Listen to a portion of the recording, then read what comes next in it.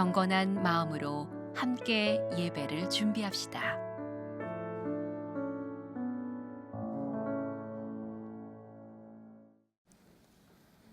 할렐루야. 이 예배 현장에서 또 미디어 처치로 이열치열 부흥에 함께 하시는 모든 한 분 한 분에게 하나님의 크신 은혜가 있기를 원합니다. 오늘 이용규 선교사님 통해서 계속해서 말씀 듣는데요, 오늘 결단곡으로 부르게 될 우리 예수 나의 치료자 함께 찬양하겠습니다.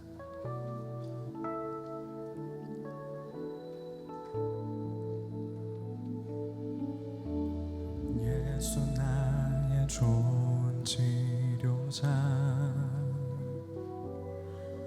그의 눈이 머무는 곳은 나의 슬픔과 고통, 고개를 들어 그의 눈을 볼 때에 난 알았네. 예수 나의 좋은 치료자, 예수 나의 좋은 치료자, 그의 손길이 닿는 곳은 나의 상처와 아픔, 영원히 흐를 것 같았던 눈물 다 멎었네. 예수 나의 치료자. 함께 고백합시다. 나 노래하리라.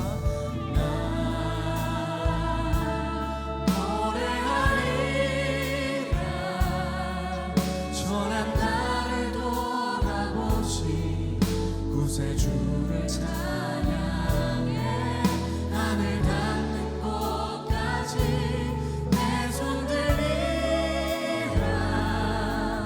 예수 나의 지, 나 노래하리라. 나 노래하리라. 전한 나를 구세주를 찬양해 하늘 닿는 곳까지 내 손 들이라. 예수 나의, 마지막으로 다시 한번 그 치유한 그 주님을 의지하시면서 다시 한번 나 노래하리라.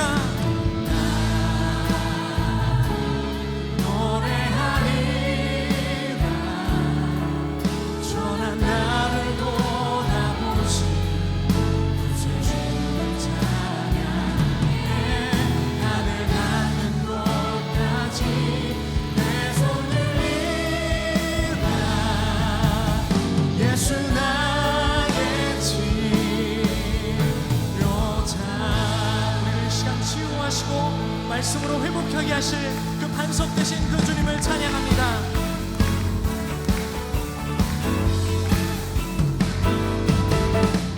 주님 같은 반석은 없도다.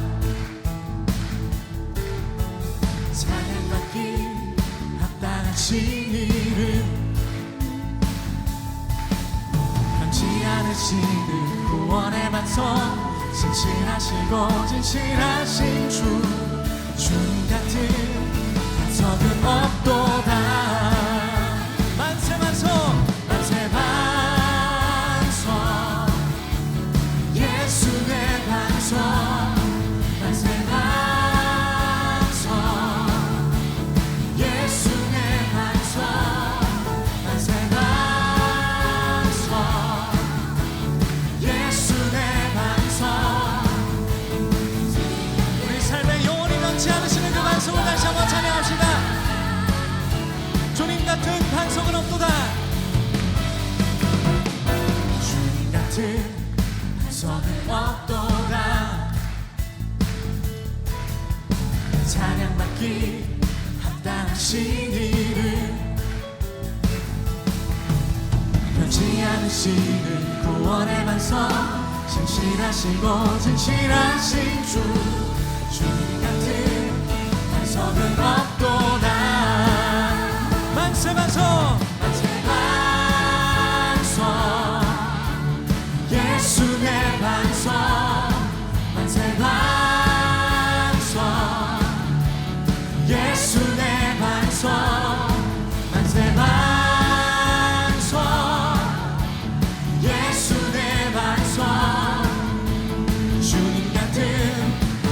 마지막으로 만세 만세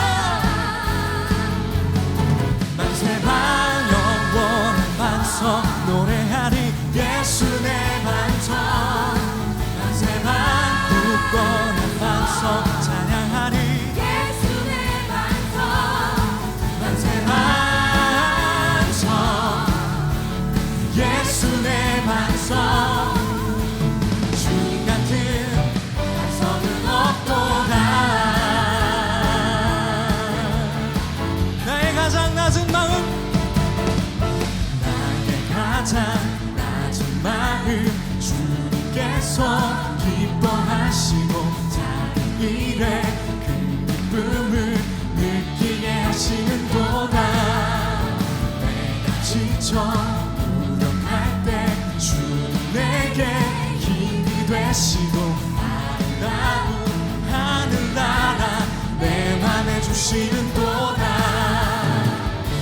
우리에게 축복하신 하나님 사랑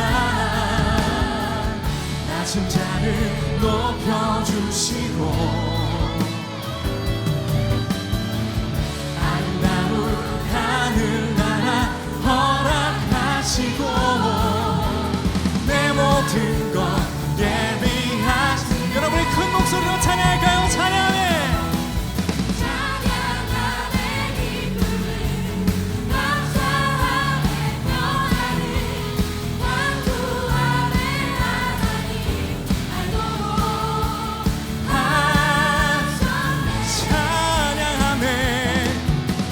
찬양하네 기쁨을 감사하네 평안을 간구하네 하나님 알도록 우리 마지막으로 다시 한번 고백합시다 찬양하네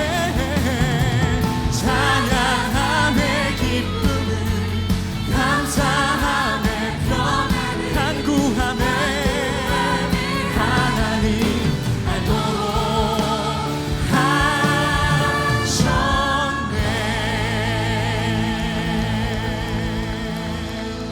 우리가 주님의 간구함에 하나님을 알게 하신 주님을 이 시간 찬양하고 의지합니다. 이 시간 진정한 기도 응답이라는 제목으로 말씀을 듣습니다. 우리 가사를 생각하면서 우리 주님 앞에 나가기를 원합니다. 나의 기도하는 것보다 더욱 응답하실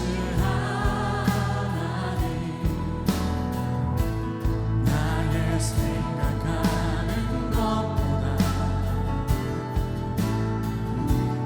더욱 이루시는 하나님 우리 가운데 역사하신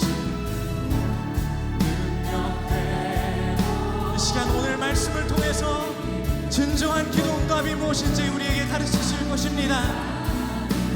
우리의 기도하는 것보다 더 크게 응답하실 하나님을 기대하면서 뜨거운 마음으로 우리 함께 찬양합시다. 모든 영광과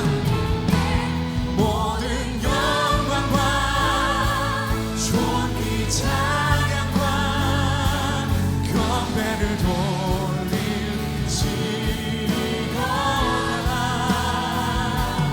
모든 영광과 존귀 찬양과 경배를 마지막으로 다시 한번 모든 영광과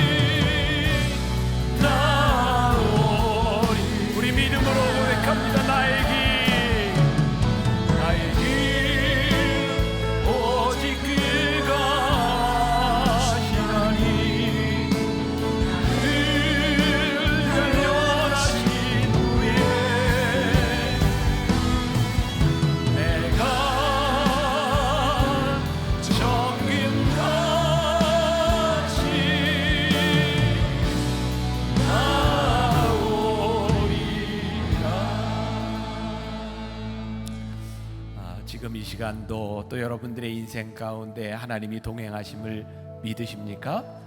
때때로 우리는 이렇게 정금같이 다듬어지는 그런 시간을 지나고 있는지 몰라요. 여러분들은 여러분들의 삶에 다 기도 제목들이 있을 겁니다. 왜? 하나님은 우리를 그렇게 만드셨어요. 때때로 문제 가운데서 하나님을 붙들고 하나님과 동행하고 승리하는 사람이 되도록. 근데 우리가 놀라운 고백을 하나 하는 거죠. 야, 나의 기도보다도 더욱 응답하실 주님.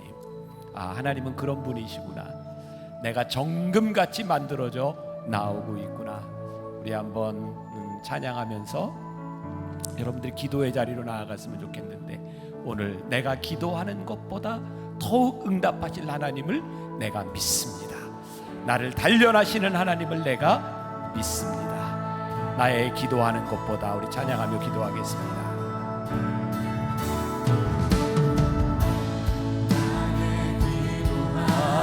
기도하는 것보다 더욱 응답하신 하나님.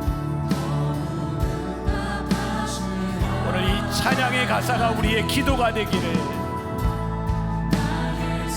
주님, 내가 생각하고 꿈꾸는 것보다 내 삶에서 더욱 이루실 하나님을 내가 믿으며 나아갑니다.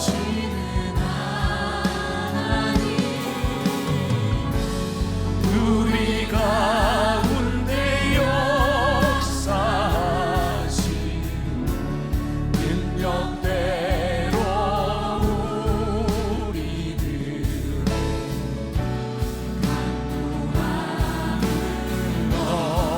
넘치도록 능히 가신 주님께 모든 영광과 존귀 찬양과 경배를 돌릴지어다.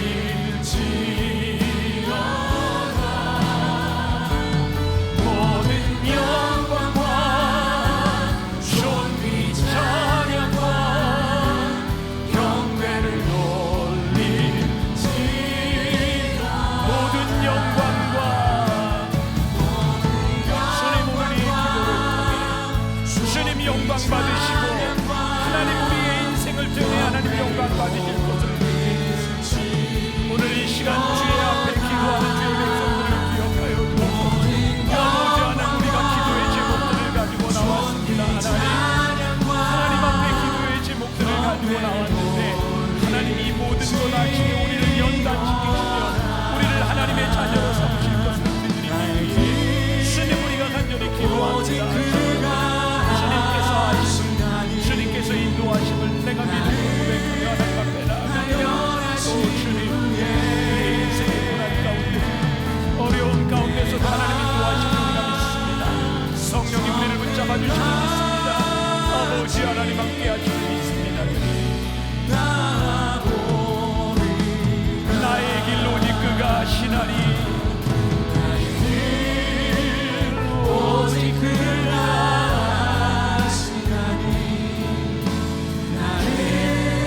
주님, 우리를 단련하시니 내가 정금같이 나옴을 믿습니다.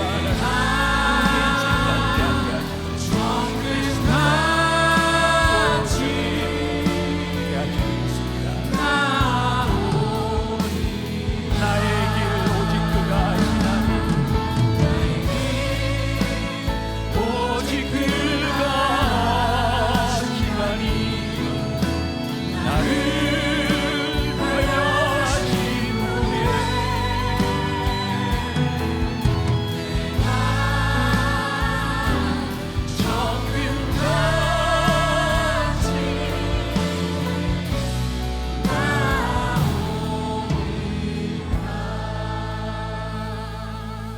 하나님, 오늘 이 시간 우리 인생의 고난 가운데 있는 사람이 있습니까? 하나님 우리들에게 주시는 확신이 있습니다. 나를 단련하신 후에 하나님께서 나를 정금같이 만들어 주시는구나. 하나님, 관계의 문제로 힘들어하는 사람들이 있습니까? 그 관계를 통하여 하나님을 찾게 하시고 회복시키시는 하나님을 우리들이 경험케 하여 주옵소서. 인생의 고난은 우리들에게 기회임을 믿는 것은 하나님이 우리를 사랑하시기 때문이요, 하나님을 믿는 자, 합당한 자, 그 모든 것들이 합력하여 선을 이루심을 우리들이 믿기에 오늘 우리들이 믿음으로 기도하며 찬양하며 나아갑니다. 오늘 이 자리가 우리의 인생의 복된 자리가 되게 하시고 하나님을 만나는 자리가 되게 하여 주시옵시고 우리의 인생의 간증거리를 만드는 시간이 되게 하여 주옵소서. 주께서 우리와 함께 하심을 믿사오며 예수님의 이름으로 기도합니다. 아멘.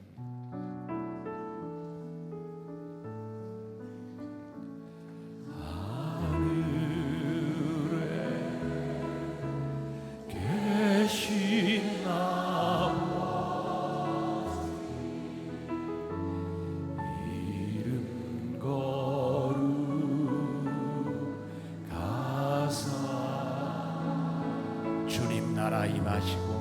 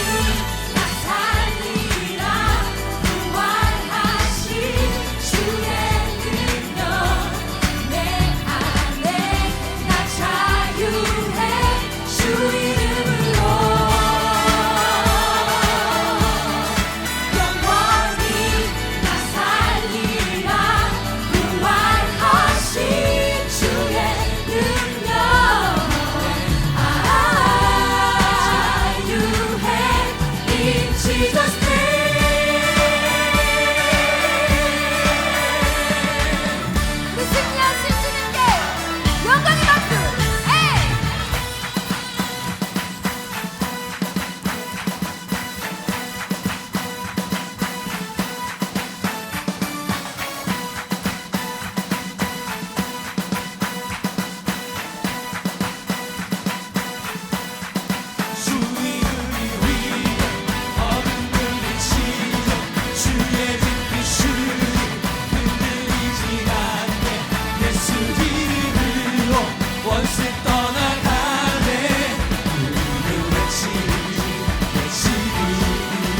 주님 우리 위에 어둠 물리치며 주의 빛 주님 흔들리지 않네 예수 이름으로 원수 떠나가네 우리는 외치리 주님 우리 위에 어둠 물리치며 주의 빛 주님 흔들리지 않네 예수 이름으로 원수 떠나가네 우리는 외치리 영원히 나 살리라 구원하신 주의 능력 내 안에 나 자유해 주 이름으로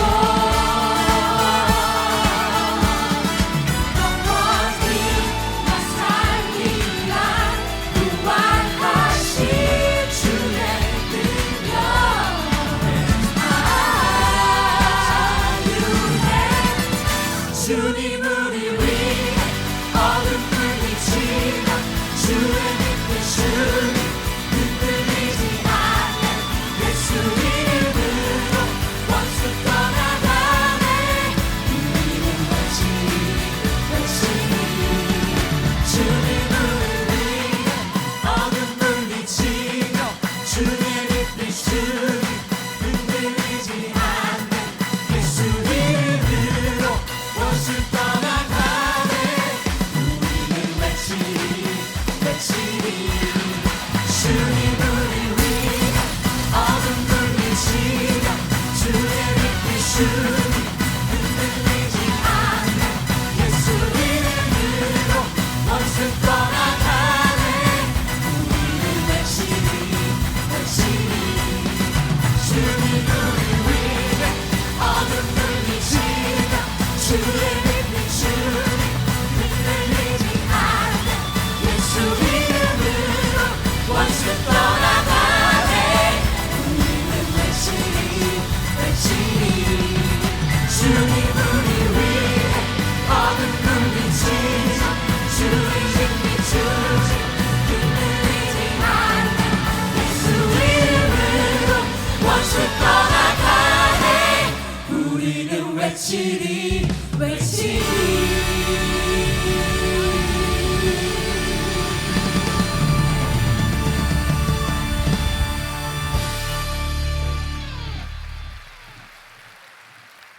감사합니다. 찬양이 더위를 확 날려버리는 것 같죠? 오늘도 말씀 가운데 우리를 둘러싸고 있는 원수가 물러갈 줄 믿습니다. 오늘 12시 예배에 이열지열 집회에 나오신 여러분들 한 사람 한 사람을 주님의 이름으로 사랑하고 축복합니다. 이 시간에도 생방송으로 또 미디어 교인이 되어서 또 여러 공간에서 예배드리는 특별히 이게 잠옷실에 있는 우리 엄마 아빠들 또 이 시간 예배가 우리 청소년부 예배에 이렇게 중계가 되고 있습니다. 모두에게 격려하며 인사했으면 좋겠는데 제가 지난주에 예언한 게 뭐였죠? 가을이 옵니다. 가을이 와요 안 와요? 네, 가을이 옵니다. 근데 오늘 제가 다른 예언을 좀 하려고 합니다. 할까요 말까요? 네, 오늘 이 시간에 은혜가 충만할 줄 믿습니다. 우리 두 손을 흔들어 같이 한번 예언하며 우리 인사합시다. 은혜가 충만할 줄 믿습니다. 시작. 은혜가 충만할 줄 믿습니다. 우리 청소년부 애들 너희들 졸지 말고 잘 들어. 네, 밖에 있는 분들 주님의 이름으로 사랑하고 축복합니다. 이번 집회 기간에는 다른 광고하지 않습니다. 여러분들이 집중할 수 있도록 제가 우리 목회자들을 보면서 너무너무 감사해요. 우리 교인들이 은혜 받을 수 있도록, 여러분들이 예배 참석할 수 있도록 우리 목회자들이 아침 일찍부터 나와서 밖에 세팅 다 하고 테이블 놓고 냉풍기 설치하고, 여러분들 다 끝나고 가면 이 더운 날 목회자들이 다 정리합니다. 우리 목회자들의 마음의 소원이 딱 한 가지예요. 이번 기간에 우리 교인들이 은혜를 경험했으면 좋겠다. 그러니까 여러분들은 뭘 하셔야 돼요? 뭘 하셔야 돼요? 은혜를 받으면 되는 거예요. 그러면 우리 목회자들이 너무너무 기쁘고 좋을 것 같아요. 오늘 그런 시간이 되기를 바라고요. 여러분들 푸드코트도 잘 활용하시고, 또 우리 포토존도 만들었습니다. 아직까지 휴가를 못 간 분은 마음 상하지 마시고, 저기 빛이 있잖아요. 그림이지만 사진 찍어서 보내시고, 정말 이곳이 여러분들을 시원하게 하는 자리가 됐으면 좋겠고, 또 지난주에도 여러 팀들이 해외로 또 국내로 나가 있습니다. 여러분들이 같이 기도해 주시고 잘 승리하는 여름이 되었으면 좋겠습니다. 자, 오늘 우리들에게 주시는 하나님의 말씀 신명기 3장 23절부터 28절까지 말씀입니다. 우리 한 절씩 교독하면 좋겠어요. 신명기 3장 23절에서 28절까지 제가 먼저 봉독합니다. 그때 내가 여호와께 간구하기를,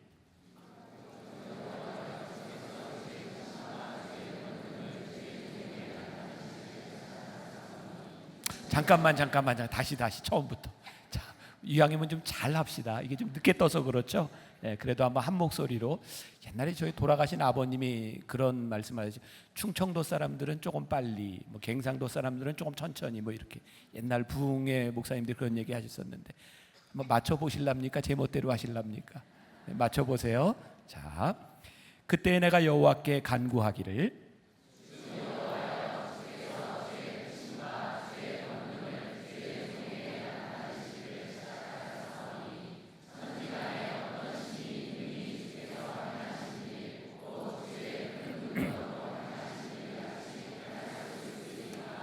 구하옵나니 나를 건너가게 하사 요단 저쪽에 있는 아름다운 땅, 아름다운 산과 레바논을 보게 하옵소서 하되,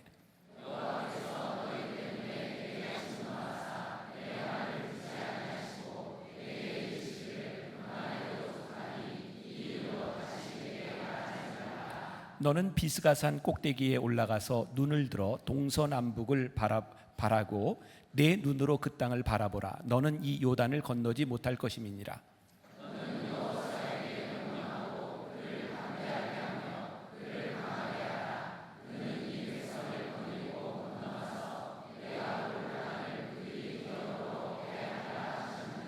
오늘 이 말씀이 여러분들에게 주시는 하나님의 말씀인 줄 믿습니다.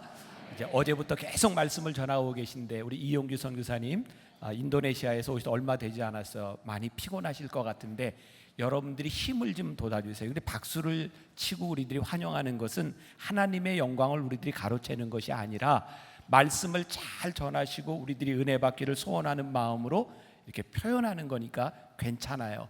큰 함성과 괴성과 이것도 모자라면 우리는 어떻게 해요?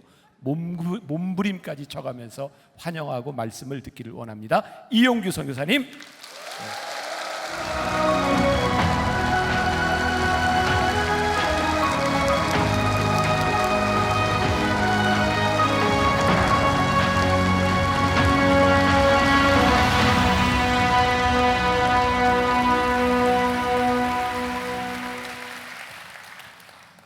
감사합니다.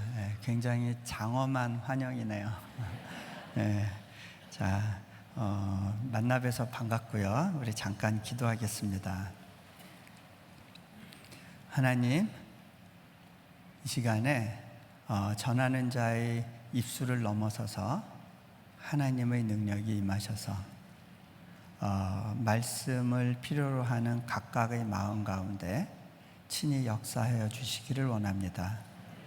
오늘 주님 예비하신 것 가운데 함께 누림이 있게 하여 주시옵소서. 우리 주 예수 그리스도 이름으로 기도합니다. 아멘. 자, 여러분, 하나님 믿을 만한 분 같으세요? 네, 진짜요? 네. 제가 요즘요 시편 23편을 좀 다시 읽고 있어요. 읽으면 읽을수록 엄청난 신앙 고백이다라는 것을 느껴요. 그래서 어디 가서는 그 시편을 가지고도 이제 설교를 하곤 하는데 거기 첫 구절이 여호와는 나의 목자시니 내게 부족함이 없으리로다예요. 여러분 부족한 거 없으세요? 이대로 충분하세요? 얼굴을 보면 뭔가 막 나 뭐가 필요해라고 써 있는 것 같으신데요. 자, 정말 필요가 없으세요? 더 이상 필요한 거 없으세요? 주님으로 충분하세요? 우리가 처음 하나님을 믿게 되면요, 주님이 우리의 필요 조건이 돼요. 그죠? 주님이 필요하다는 것을 깨닫는 것 자체가 그게 은혜예요. 네. 내 인생에 하나님이 필요했군요. 예전에는 내 주먹을 믿지 했다가, 근데요, 거기서 머물러 있으면 하나님을 진정으로 누리지 못해요. 여러분 옛날에 학교 다닐 때 필요 조건, 충분 조건 배우셨죠? 충분 조건은 좀 더 필요한 조건이에요. 뭐냐면 예를 들어서 수능을 잘 보는 건 좋은 대학에 들어가기 위한 필요 조건이죠. 그걸로 충분 조건이 되지는 못해요. 그렇죠? 네. 자, 근데요, 여러분 하나님으로 충분하다라는 고백, 결국 그건 뭐냐면 하나님이 내 인생의 충분 조건이었습니다라는 고백이에요. 근데요, 그 고백으로 나아가기에는 좀 우리를 그 마음으로부터 이렇게 주저하게 만드는 어떤 사건들이 여러분의 삶 가운데 있었을 거예요. 그때 그렇게 그토록 기도했건만 하나님이 내 기도를 무시하셨던 것 같아 라고 느껴졌던 순간, 내가 그토록 하나님을 철석같이 믿었는데 어떻게 이런 결과가 올 수 있었을까? 그런 순간을 만나보셨죠?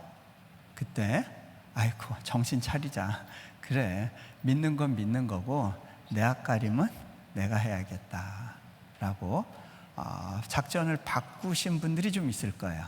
그 중에 이제 많은 분들, 특별히 뭐와 관련해서는요, 이것만큼은 내가 하나님께 못 맡기겠어요 하는 영역이 있을 거예요. 그 중에 하나가 자녀 교육 관련된 부분일 거예요. 애 대학 가는 것만큼은 이거는 내가 알아서 해야만 될 것 같아요. 그죠? 자녀 교육 내가 할 수 있을 것 같아요. 그게 더 안전한 방법이라고 느껴져요.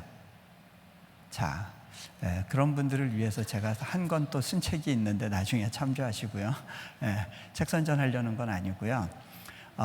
이게 어떻게 보면 내가 주님만으로 충분할 수 있는가, 이게요, 여러분이 과연 믿음으로 하나님이 받으실 것을 신뢰하면서 벼랑 끝에 서볼 수 있는가와 관련이 되어 있어요. 오늘 우리가 모세의 이야기를 잠깐 볼 텐데요, 모세가 어떻게 보면 믿었던 하나님으로부터 뒤통수 맞는 것 같은 이야기가 오늘 나옵니다. 이 이야기를 가지고 여러분 삶에서 해결되지 않았던 어떤 순간을 떠올리시면서 좀 이 문제를 좀 대면하실 수 있기를 바랍니다. 오늘 모세가 하나님께 굉장히 간절함으로 기도하는 내용이 나옵니다. 하나님, 제가요 요단강 건너서 저 땅, 하나님이 약속하셨던 저 땅 발밤함이라도 보게 해주세요. 제가 이걸 위해서 40년간 광야에서 기다려왔지 않습니까? 저도 그 순간을 맛보게 해주세요. 어떻게 보면 참 간절한 좋은 기도예요. 그 기도에 대해서 하나님께서 반응해 주실만 해요. 모세가 어떤 사람이에요? 정말 하나님께 충성해서 평생을 매달려 왔잖아요. 그런데 그 종의 종의 소원 그거 하나 들어주실만 할 것 같아요. 근데요, 오늘 하나님의 그 대응 방식은 굉장히 냉랭한 것 같아요. 그 일로는 그만해도 족하니 더 이상 내게 구하지도 말아라 라고 말씀하세요. 여러분은 아마 생각할 거예요. 이런 하나님 내가 계속 믿을 수 있을까? 의리가 있어야지. 그런 생각을 할 수 있을 것 같아요. 자, 근데요, 이 이야기를 조금 더 좀 이렇게 잘게 쪼개서 좀 이 상황을 좀 펼쳐보면 좋겠는데요. 여기에 이 모세가 자신의 기도가 들어지지 않은 이유에 대해서 뭐라고 표현을 하느냐면, 너희들 때문에 너희들한테 진노하셨던 그 진노가 나한테 옮겨 붙어서 애꿎은 내가 당하고 있다라고 하는 생각을 처음에 모세가 했던 것 같아요. 자, 그거와 관련된 사건이요. 이 가데스 광야가 어떻게 보면 늘 그 이스라엘의 그 발목 잡는 건데요. 그 광야에 가까웠을 무렵에 또 물이 없었어요. 이미 40년 광야 생활이 많이 지나고 이제 그 끝으로 가는 그 시점에서 새롭게 자라난 세대들이 또 물이 없다고 불평하는 걸 들으면서 모세가 이제 폭발했던 것 같아요. 도대체 언제까지? 지긋지긋하다. 언제까지? 그런 생각이 있었을 것 같아요. 그래서 그 하나님께서 이 반석에게 명하여 물을 내라고 했을 때 모세가 오버하면서 내리치는 모습을 보여줍니다. 근데 저는요, 이 모습이 어떤 면에선 하나님을 대신해서 자신이 분노를 표현한 것처럼 보여져요. 근데 그것이 여호와의 영광을 가렸다고 했는데, 저는 이렇게 생각을 해봐요. 하나님께서 모세를 통해서 보이고 싶으셨던 성품이 있었어요. 모세와 특별하게 개인적으로 만나 주셨을 때, 나는 여호와라 자비하고 인자하고 노하기를 더디하는 하나님이라고 계시해 주셨어요. 그 성품으로 모세가 살아가길 원했어요. 그렇게 하나님의 성품을 모세가 대변해 주기를 원했어요. 그런데 모세는 거기서 분노로 반응하는 걸 보고 하나님께서 너 여기까지다 라고 하셨던 것 같아요. 결국은 잘못은 니들이 했는데 내가 당하고 있어 라는 그런 생각을 모세는 가졌던 것 같아요. 근데요, 좀 더 성경을 자세히 보면 하나님께서 모세를 이 가나안 땅을 넘어가지 않도록 오래전부터 준비하고 계획해 놓으셨던 걸 알 수 있어요. 하나님의 의도적인 플랜이 그 안에 있었어요. 뭘 보면 알 수 있냐면요, 이 가데스 광야에서 또 어떤 일이 있었냐면, 그 광야 초기에 이스라엘 백성들이 12명의 정탐꾼을 보내죠. 그 중에 갈렙과 여호수아 두 사람만 믿음의 보고를 했고요. 나머지는 저들 앞에 우리는 메뚜기 같다고 그래서 사람들이 이제 반역을 하게 됩니다. 그때 하나님께서 주셨던 말씀이, 너희 세대는 이 광야를 지나서 가나안에 못 들어가는데 믿음의 보고를 했던 여호수아와 갈렙만 들어간다. 그리고 어린 아이들, 그리고 다음 세대만 그 땅을 밟을 거다. 모세 너도 못 들어간다. 분명히 말씀하셨어요. 이미 광야 생활 초기에 하나님께서는 플랜이 있으셨어요. 근데요, 이 플랜은요, 이스라엘 백성이 뭘 잘못하고 모세가 특별하게 그거를 책임져야 되고 하는 그런 문제만은 아니에요. 왜 그러냐면요, 이 모세의 삶이나 여호수아의 삶은요, 나중에 신약 시대의 사역에, 예수님의 사역에 있어서 예표적인 삶을 살았기 때문에 그래요. 자, 모세가 이스라엘 백성을 데리고 홍해를 건넌 것은요, 죄와 노예된 생활에서부터의 탈출이거든요.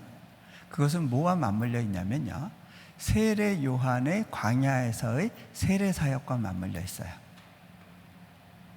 그리고요, 여호수아의 가나안 정복은요, 예수님의 공생의 사역을 모델로 보여주고 있어요.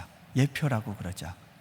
예, 여호수아라는 이름과 예수라는 이름이 같은 어근에 같은 뜻을 갖고 있어요.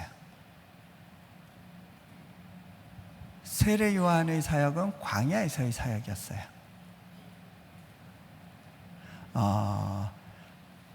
그 예수님의 사역은 천국을 침노하는 사역이었어요. 그런데 세례 요한의 사역의 끝이 있었어요. 세례 요한이 어떻게 죽죠? 굉장히 비참하게 죽어요. 감옥에서 목 잘리기 전에 어떤 생각을 하고 있었을까요? 많은 사람들이 옥에 갇혔어도 하나님의 은혜로 구출된 이야기가 있었죠. 그거를 한편으로는 기대했을 거예요. 또 한편으로는 마음으로 죽음을 준비했을 거예요. 아마 옥에 갇혔던 바울도 베드로도 동일했을 것 같아요. 두 개의 마음이 같이 있을 거예요. 제가 그 바울 순교지를 지나면서 굉장히 많은 생각을 했는데 두 가지가 같이 있었을 거예요. 하나님에 대한 기대와 또 다른 준비. 자, 근데 이 세례 요한이 목 잘리기 전에 한 가지 질문이 있었을 거예요. 그 질문이 뭐였을까요? 우리는 너무 당혹스럽고 억울한, 생각도 못할 힘든 일을 당하게 되면 나오는 질문이 있어요. 하나님 왜? 그죠? 왜? 그죠? 왜? 도대체. 그리고 그 다음에 조금 여유가 있고 정신 차려지면 나오는 질문이 있어요. 왜 나만? 그죠? 네, 왜 나만? 그 세례 요한도 아마 그 질문이 있었을 것 같아요. 근데 그 질문에 대해서 하나님 쪽에서 주신 답이 있는데요. 그 답은 언제 나오느냐면 예수님이 십자가 지셨을 때 그 시편의 말씀을 인용해서 엘리 엘리 라마 사박단이라고 말씀하세요. 나의 하나님, 나의 하나님, 어찌하여 나를 버리시나이까. 예수님은 알았어요. 그것이 끝이 아니라는 걸 알았어요. 그것은 또 새로운 시작으로 가는 과정이라는 것을 아셨어요.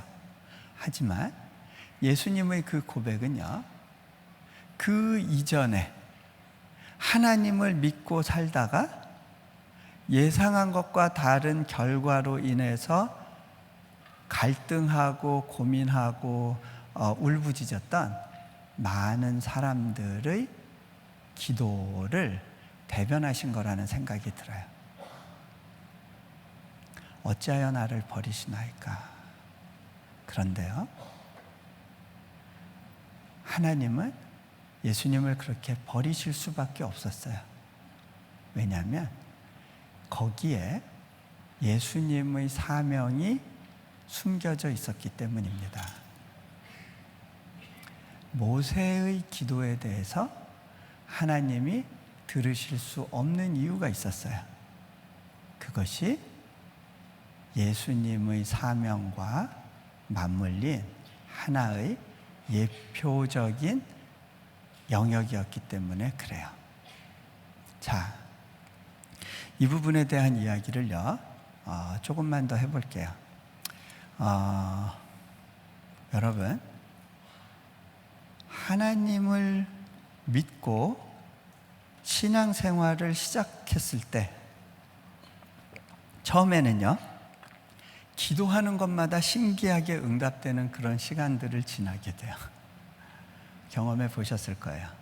그런데요, 어느 시간대를 지나면서부터는요, 내가 왜 이렇게 힘들어야 되지? 하나님 도대체 어디 계신 거죠?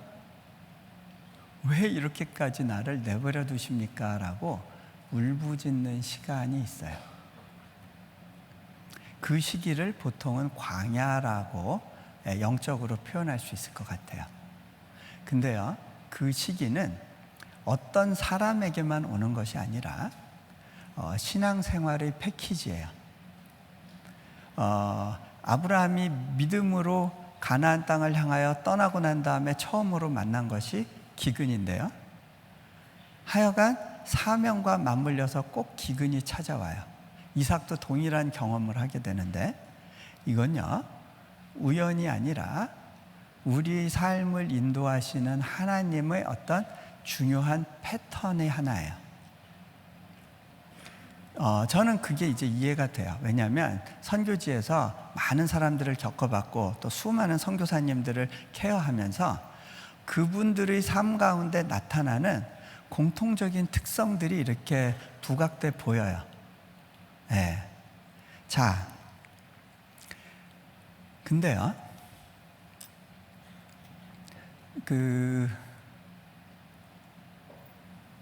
이 고난의 시간, 이 고난의 시간은 우리가 어떠한 신앙 상태이든 어떠한 신앙의 수준이든 상관없이 우리에게 엄습해서 찾아오곤 해요.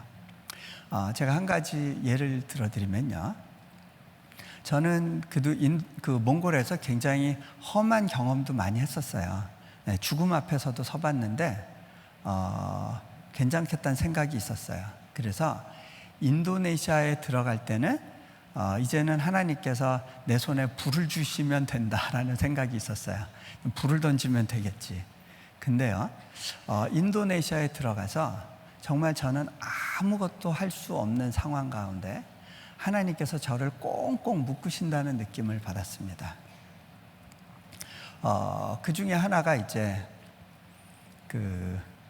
인도네시아에 가기 전부터 시작됐는데요. 저희 집에 아이가 지금 넷인데요. 저희가 몽골 떠났을 때만 해도 아이가 셋이었어요. 근데 안식년을 가기 위해서 동네를 골랐는데 하고 많은 동네 중에 아틀란타예요. 근데 여러분, 동네를 잘 골라야 돼요. 발음 잘못하면 아들 난다죠. 거기서 아들이 생겨가지고요, 애가 넷이 돼서 인도네시아로 들어가게 되더라고요. 네. 그래도 아재 개그가 통하네요. 비슷한 수준이신가 봐요. 네. 자, 근데요, 저는 넷째가 딱 태어나는 그때 저희 집에 하나님이 저를 더 가볍게 해주실 줄 알았는데 하나님의 방식은요, 계속해서 모래주머니를 채워주시는 것 같은 느낌을 받았어요. 아내가 노산이다 보니까 이렇게 하혈이 오더라고요. 아내는 침대에 가만히 뉘어놓고 저는 막 이제 사역을 위해서 준비해야 되는데 하나님의 방법은 뭐냐면 저를 집안에 가둬두는 거였어요. 아니, 아내가 침대에 누워 있으니까 애들 셋 돌보는 일 다 누가 해야 돼요? 제가 해야 되는 거예요. 제가요, 그때부터 이제 전업주부의 삶을 살았어요. 저는 그래도 외동아들이라고 손에 물 안 묻히고 살았는데 하나님이 주시는 어떤 그 분량이 있는 것 같아요. 그걸 다 채워야 되는지, 이제 전업주부가 돼가지고 아침부터 저녁까지 애들 라이드 주고 일하는데요. 제가 이제는 주부를 존경하기로 결심을 했어요. 저는 전업주부 시절에 새벽 기도할 체력이 안 됐고요. 그 다음에 이렇게 말씀 보고 그럴 시간이 안 나더라고요. 근데 주부 생활하시면서 그런 거 하시는 분들 참 너무 대단해요. 근데 저는요, 이렇게 막 밤에 골아 떨어져 자기 바빴어요. 맨날 똑같은 일만 하고 있는데 이게 주부 습진이 뭔지도 이제 배우게 됐어요. 몸으로 체험하니까 알겠더라고요. 그리고 나서 제가 배운 거는요, 이게 이 주부 일이란 게 해도 끝이 없고요. 하루 종일 일했는데 뭐 했는지 모르겠어요. 좀 허무해요. 저녁이 되면 허무해. 근데 그런 가운데 어떤 날은 좀 애들 좀 빨리 재워서 내 시간을 가지려고 좀 필사적으로 애들을 좀 일찍 재우는데요. 야, 얘들이 말을 안 들어줄 때가 있어요.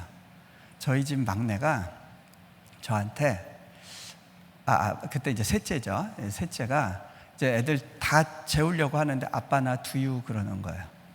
아래층 내려가서 두유 꺼내올 힘이 안 남았어요. 그래서 야, 그냥 자자. 너 이빨 닦았지? 너 물만 마시고 그냥 자야 돼. 두유. 자자 그냥. 두유. 누가 이겨요?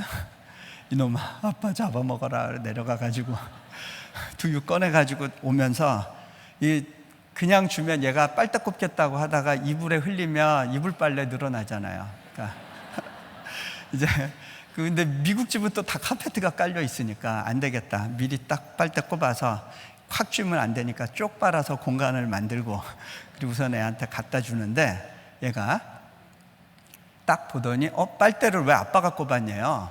기분 나쁘다고 안 먹는데요. 이놈이 아빠 똥개 훈련시켜. 먹었나? 안 먹어! 먹어! 안 먹어! 다! 20분 더 늦게 자야 된다는 생각을 하니까 뚜껑이 열렸어요. 이놈 자식 이리 와. 맴매.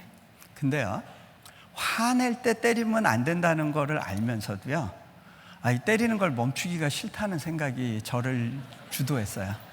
3대 시작했는데 5대 이상 나갔는데 제가요, 애한테 분노하고 있는 모습을 봤어요. 야, 잠이 안 와요. 애 재워놓고 그 다음에 하나님 어쩌자고.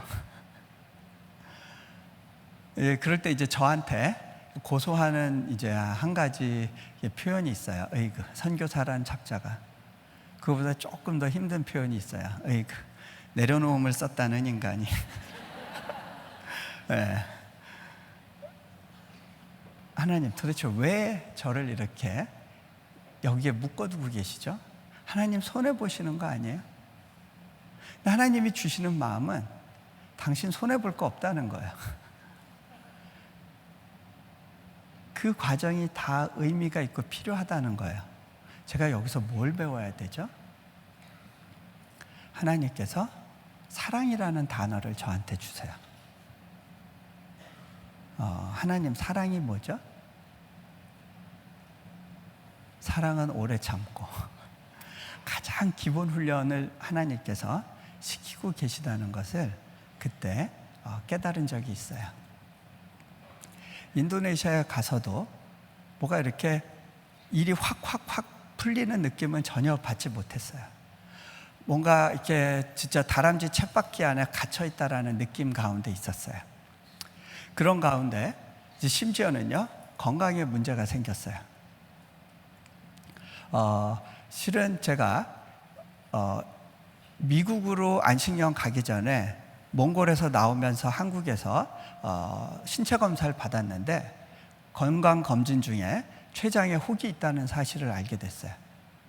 근데 이거를 제거를 해야 되는 상황이에요. 근데 혹시 모르니까 기다려보자 하고 미국에 갔었어요. 거기서 하나님이 고쳐주시기를 바라면서 열심히 기도했어요. 하나님, 저 또 선교지 들어가야 되는데 웬만하면 좀 그냥 낫게 해주시죠. 예. 저도 그 기도해서 하나님께서 기적적으로 이렇게 치유해 주셨던 경험들이 좀 여러 번 있었기 때문에 그거에 대한 이제 기대가 있었어요. 근데 그러던 중에 제가 어느 그 쥐킴이라는 집회에 초청을 받았는데 거기 보니까 2박 3일 집회로 알고 갔는데 저한테 주어진 시간은 딱 30분이었어요. 그럼 하나님, 이 2박 3일 동안 뭐 하죠? 제가 여기 왜 온 거죠? 그런 질문을 하고 있었을 때 하나님께서 주시는 감동은 넌 여기 말씀 전하러 온 게 아니라 들어야 될 말씀이 있어서 왔다라는 그런 마음을 주셨어요. 그래서 제가 거기에 이제 오신 강사분들한테 기도를 받으면 좋겠다 싶어서 저를 위해서 좀 기도해 주세요 하고 기도 요청을 했는데 그때 이제 김하중 장로님이라는 분이 계셨어요. 그분이 저를 위해서 기도해 주겠다 그러면서 방으로 들어가셨는데 저랑 약속한 시간에 만났을 때 기도 편지를 들고 오셨는데 저한테 물어보세요. 선교사님, 하나님이 어디로 떠나게 하시나 봐요. 예, 실은 제가 몽골에서의 사역을 정리했습니다. 하나님께서 새로운 곳으로 보내신다고 하시네요. 네, 제가 지금 인도네시아를 놓고 하나님이 부르신 곳인지를 지금 확인하는 기도를 하고 있습니다. 선교사님 혹시 몸에 이상이 있으세요? 저 실은 췌장 혹을 놓고 기도하고 있었는데요. 하나님께서 기도 중에 이런 말씀을 주시네요. 뭔가를 딱 봤더니 뭐라고 말씀을 주셨냐면 앞으로 건강에 어려움이 있을 것이니 건강에 유의하기를 원한다는 그런 말씀이었어요. 여러분 근데요, 한번 잘 생각해 보세요. 앞으로 하나님께서 건강에 유의하라고 말씀하시면 하나님께서 내 건강을 원하시는 거예요? 원하지 않는 거예요? 네? 원하시는 거죠? 근데 아플 거라는 거예요. 하나님은 치유해 주실 능력이 있어요? 없어요? 있죠? 근데 네가 아프길 원하지 않아. 그 고칠 능력도 있는데 넌 어쩔 수 없이 아파야 돼. 이해가 되세요? 저는요, 마음으로는 이해가 됐는데 머릿속으로는 설명이 안 되더라고요. 그리고 나서 이제 한국에 가서 다시 검사를 받았는데 조직검사 결과상 이건 반드시 빠른 시간 안에 제거해야 되는 혹이라는 거예요. 근데 그걸 제거하려면 췌장의 3분의 1을 잘라내야 되는데 그러면 비장도 드러내야 되고 그럼 면역력에 문제가 생기겠네요. 예, 문제가 생기죠. 그럼 풍토병 많은 인도네시아에서는 살 수가 없는 거예요.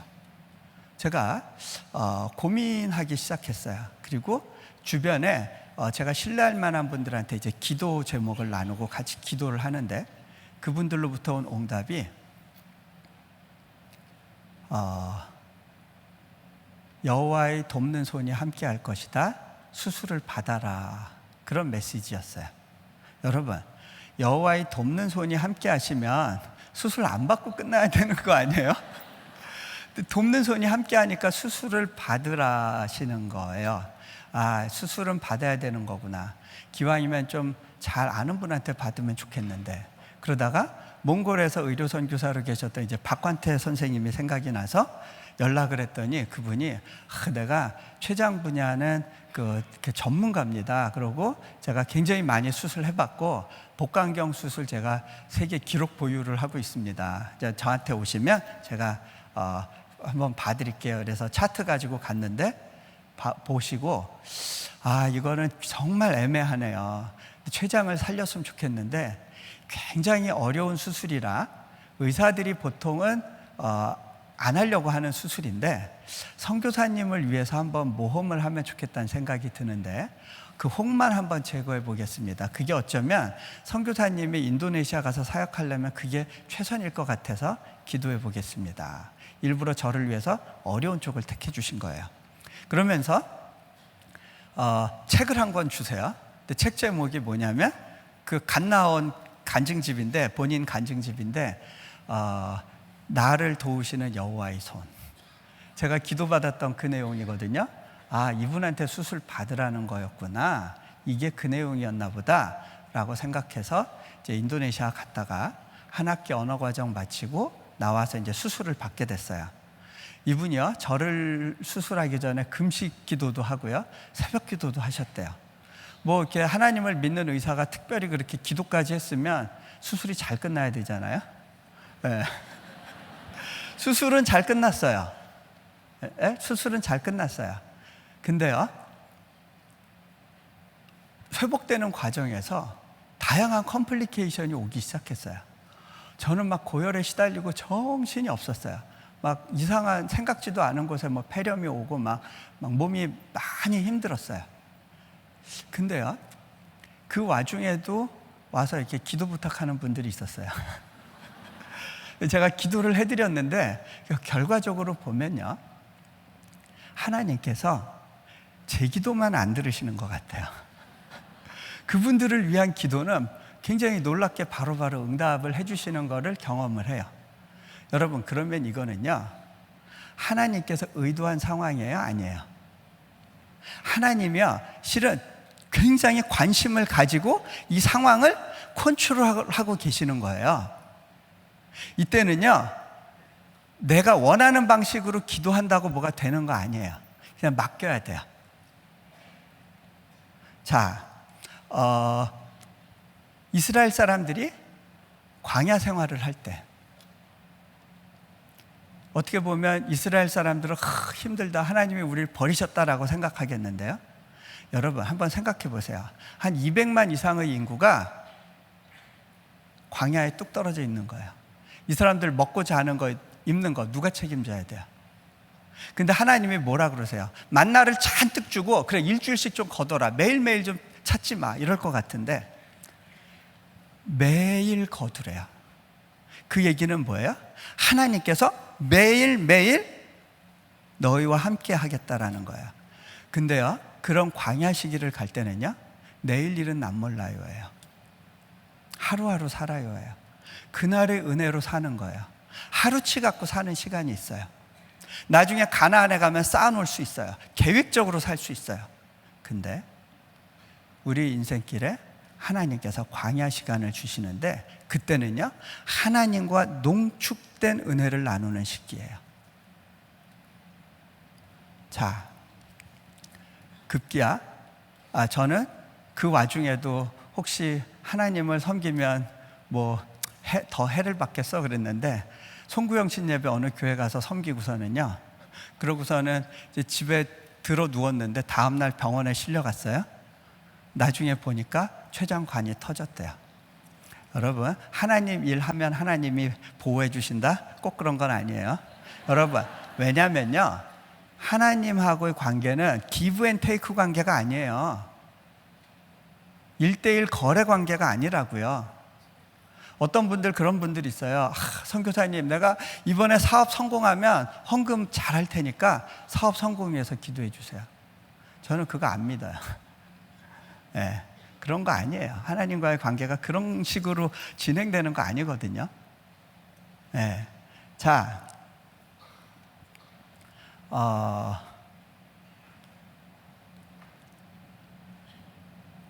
시간이 빨리 가고 있군요. 네, 빨리 마무리할게요. 결과적으로 췌장관이 샜어요. 굉장히 위험한 상황이 됐어요. 대수술을 해야 될 수도 있었어요. 스스로 암을 확률은 50% 안쪽이었어요. 기다리기로 결심했어요. 기다리는 동안 저는 이렇게 기도했어요. 하나님, 알아서 해주세요.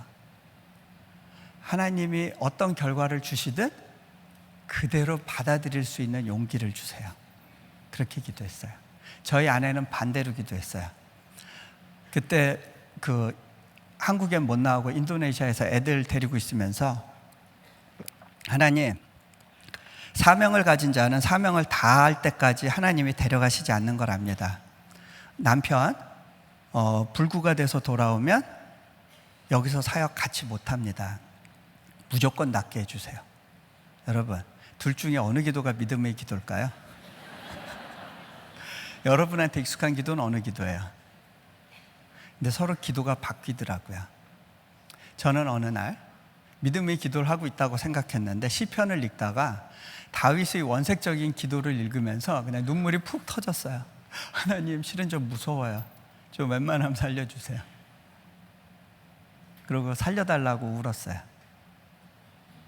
제 아내는 믿음으로 기도했다고 생각했는데 돌아서면 불안한 거예요. 다시 기도해도 불안한 거예요. 그런데요,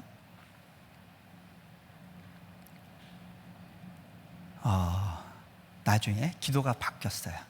주님, 남편이 어떤 모습으로 오든지 그 모습을 그대로 받아들이고 이 길을 계속 갈 수 있게 도와주세요. 여러분, 어느 방향이 맞는 방향이에요? 맞고 틀리고가 아니에요.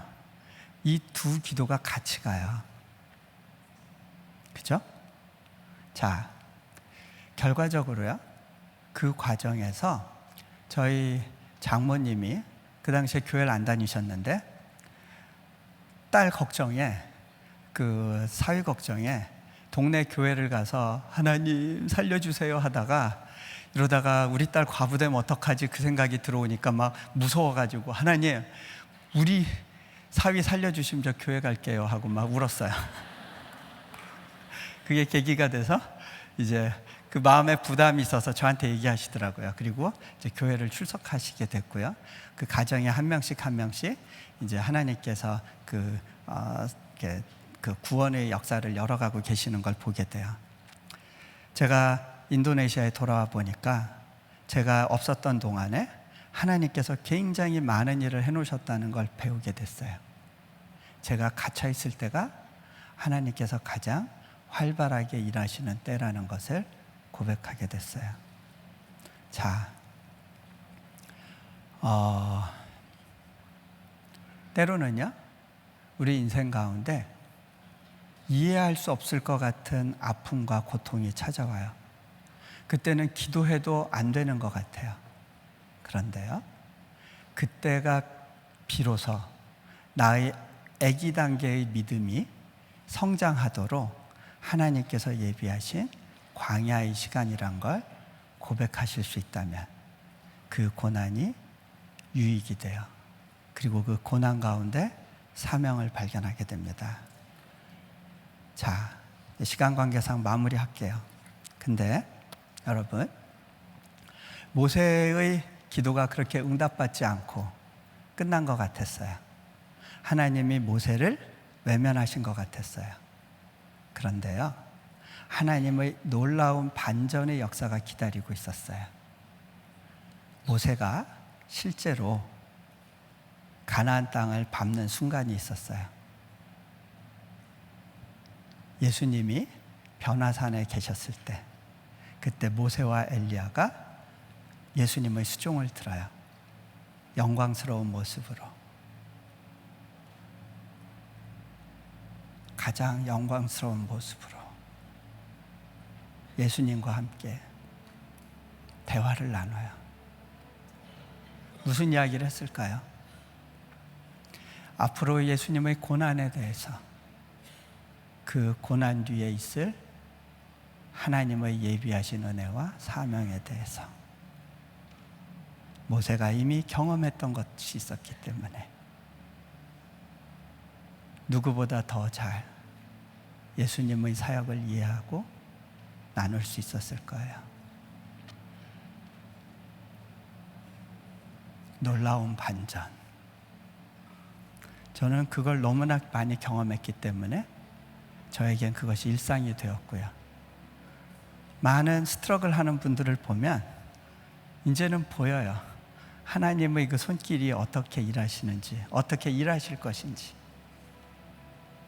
그 과정을 통과한 사람은요, 비슷한 어려움 가운데 있는 사람들을 위로할 수 있는 자격과 능력이 생겨요.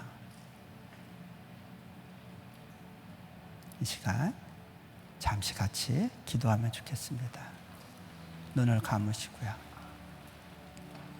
하나님, 도대체 왜 이렇게 나를 힘들게 하십니까? 왜 이렇게 내버려 두십니까? 내가 뭐 잘못한 거 있습니까? 왜 내가 이렇게 자녀 문제로 고통스럽고 힘들어야 됩니까? 근데요, 그 배후에 사명이 있습니다. 그 고난을 경험한 사람만이 위로할 수 있는 사람이 있습니다. 그 고난을 통해서 우리가 누군가를 공감하게 되고요. 예수님이 그 고난을 다 겪으셨기 때문에 우리를 위로하실 위로자의 자격을 얻으셨습니다. 이 시간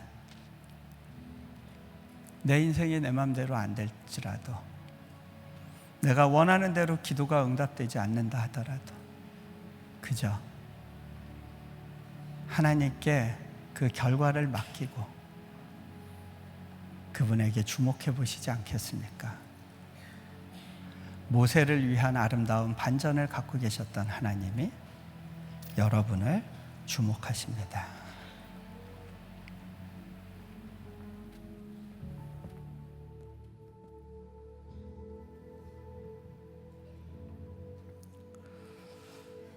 예수 나의 좋은 치료자, 그의 눈이 머무는 곳은 나의 슬픔과 고통. 고개를 들어 그의 눈을 볼 때에 난 알았네. 예수 나의 좋은 치료자. 그의 손길이 닿는 곳은 나의 상처와 아픔, 영원히 흐를 것 같았던 눈물 다 멎었네. 예수 나의 치료자. 나 노래하리라.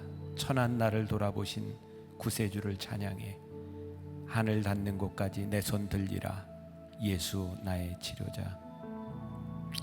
오늘 이 시간 예수님께서 우리의 치료자가 되심은 우리가 원하는 것이 이루어짐이 아니라 우리의 인생에 하나님의 손이 닿고 있음을 우리가 믿음으로 고백하는 것임을 우리가 믿습니다.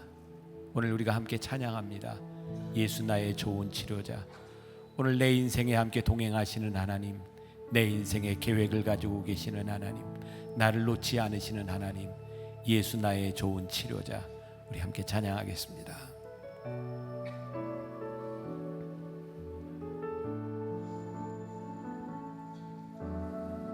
예수 나의 좋은 치료자. 그의 눈이 머문 곳은 나의 슬픔과 고통. 고개 들어 그의 눈을 볼 때에 난 알았네. 예수 나의 좋은 치료자. 예수 나의 좋은 치료자. 그의 손길이 닿는 곳은 나의 상처와 아픔, 영원히 흐를 것 같았던 눈물 다 멎었네. 예수 나의 치료자.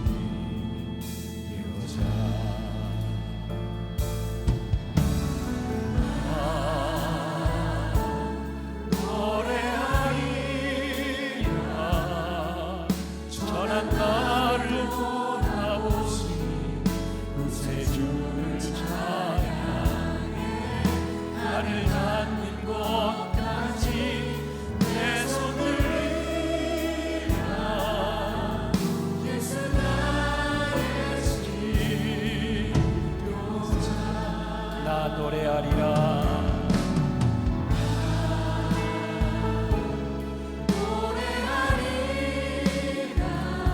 천한 나를 돌아보신 구세주를 찬양해. 나를 닿는 곳까지 내 손 들리라.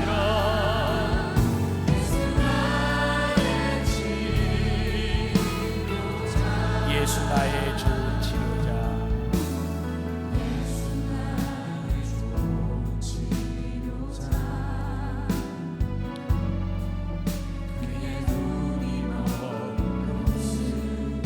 나의 슬픔과 고통.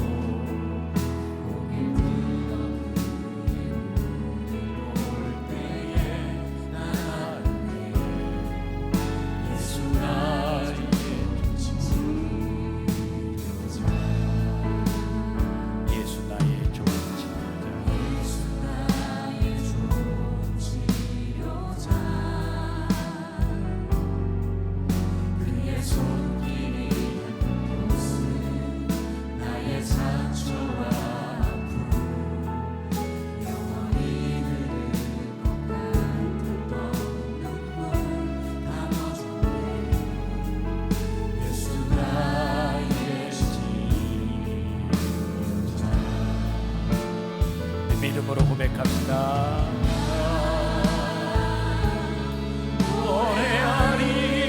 노래하리라. 천한 나를 돌아보신 구세주를 찬양해. 나를 닿는 곳까지 내 손 들리라. 예수 나의 치료자. 나 노래하리라. 우리 함께 일어나 찬양합시다. 우리 선포하며 찬양합시다. 주님, 내가 노래하겠습니다. 나의 인생의 소를 내신 하나님의 은혜를 내가 고백하며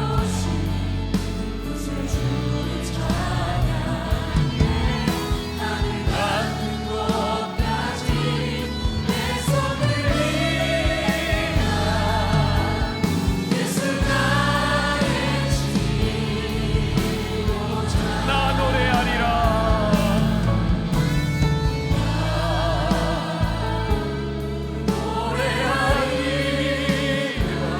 천한 나를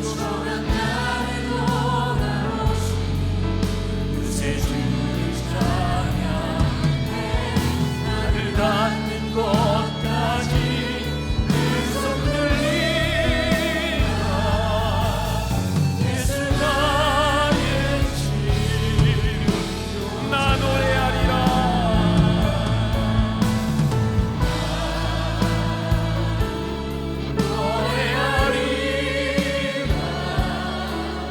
천한 나의 돌아오시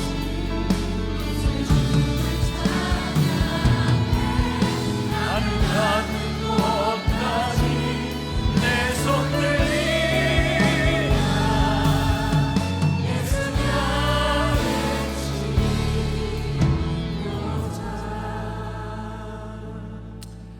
하나님, 오늘도 우리의 인생 가운데는 설명되지 않는 것들이 참 많습니다. 하나님 왜 나에게, 내가 왜 이 길을 가야 하는지.